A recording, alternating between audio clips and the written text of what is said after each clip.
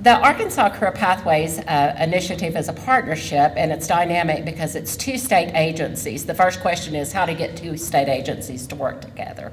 It's funded with Department of Workforce Services funds, and it's administered by the Department of Higher Ed.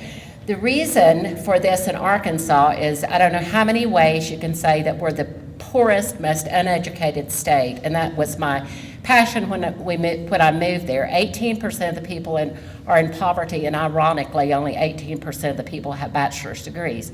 Some history on this: it's kind of been through two governors. Governor Huckabee did a pilot of it. We found out there was excess money at Department of Workforce Services, and so we wrote a proposal for it.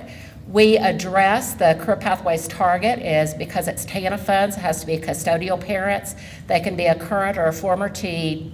They can be on any of our assistance programs or at or below 250% of the poverty level.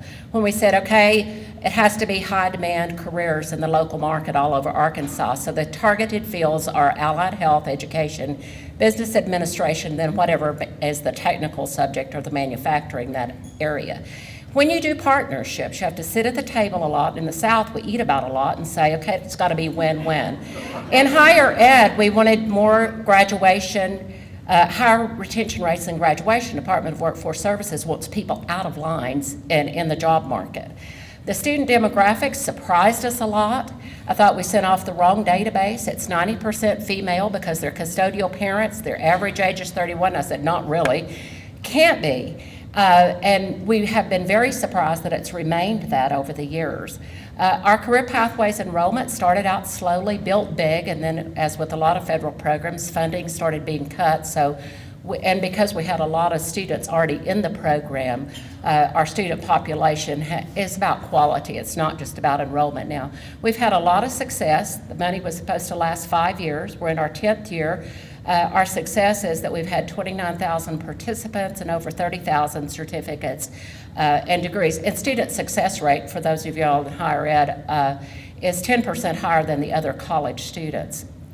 The investments in it, we try to set a range of $1,500 per student, and we do case management on the front end, the back end, and direct student services. As I said, the need for the program has continuously gone up, and the funding has gone down because all of the direct student services come from TANF. Legislators in all their wisdom set our performance goals, so we measure enrollment, we measure attainment, we measure employment, entering employment, and then job retention. We measure 6 months out and 12 months out. Some of the unintended consequences we did as you did. We said the two-year colleges are supposed to already have this, so let's map them. It turned out there were 400, 100 of them in nursing. They're all different. It's different everywhere, and the students use that as a degree plan. When we talk to legislators, I just shared with someone, we talk in pictures. Our progress report didn't mean a lot. So we did the congressional districts and how much the degrees have gone up in those areas and put it in color. The other thing we did when we were selected as one of the 10 most promising pathways programs in the nation by HHS is we did a logic model. And this works with a lot of people too. It's a picture of saying exactly what we do. I would advise you, if you're doing this, to step back and develop and implement systems for scaling up. We were pointed out, and thinking big is designing a lot of systems.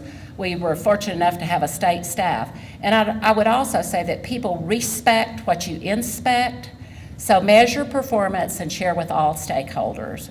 As I said, ours were set by legislators, but you need to, some of the programs in our state have failed because they didn't have performance measures.